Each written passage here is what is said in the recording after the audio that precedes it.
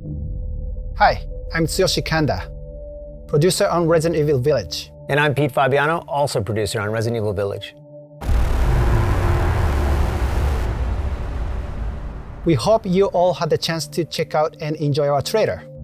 Some of you are probably wondering why we didn't just call the game Resident Evil 8. Well, it's still the 8th in the series, and we're treating it as such.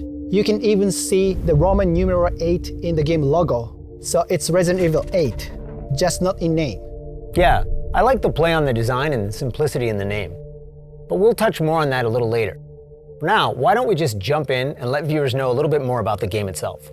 First off, Resident Evil Village will be available on PlayStation 5, Xbox Series X, and Steam. Right, and in line with previous Resident Evil titles, we're using RE Engine. That engine brought Resident Evil 7 Biohazard, Resident Evil 2, Devil May Cry 5, and most recently, Resident Evil 3 to life. We were able to take all that we learned from those titles, along with our internal development efforts, and optimize the latest version of the engine for the next generation of consoles. With the combined power of Next Gen and RE Engine, we can take our developers' vision to new heights. Once again, we're planning a fresh take on survival horror, this time upping the ante on action a bit.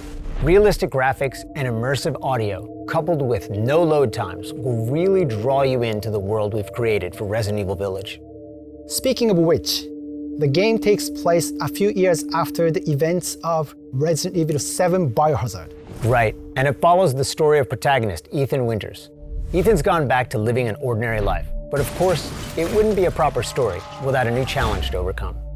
Chris Redfield, a decorated hero fighting against bioterrorism, makes his return, but not in the way you'd think. He's the reason Ethan's life gets turned upside down. Let's take a look at some key art. You can see Chris looking dark and far more brooding than in earlier Resident Evil appearances. The last thing worth mentioning in terms of characters here is the village itself. It plays such a crucial role as the backdrop and setting of the game that we consider it very much its own character as well. Alright, shifting gears, let's talk a bit about the game's design. You'll notice the familiar first-person perspective from Resident Evil 7 Biohazard.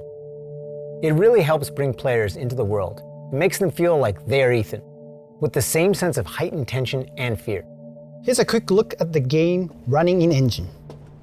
The team is working really hard to create a great experience. You can really see the details, even close up. Let's take a look at the inventory. For players familiar with Resident Evil 7 Biohazard, or the recent versions of Resident Evil 2 and 3, you'll be right at home. We hope you enjoyed this additional look into Resident Evil Village. Oh, and here's one more piece of key art. You might want to pay extra close attention to this one. There's a lot that's being shown in it. So much so that we debated whether or not to actually put it in the announced trailer. Take a look and let your imagination run wild. We are aiming to have more to show you towards the end of summer. So, until next time.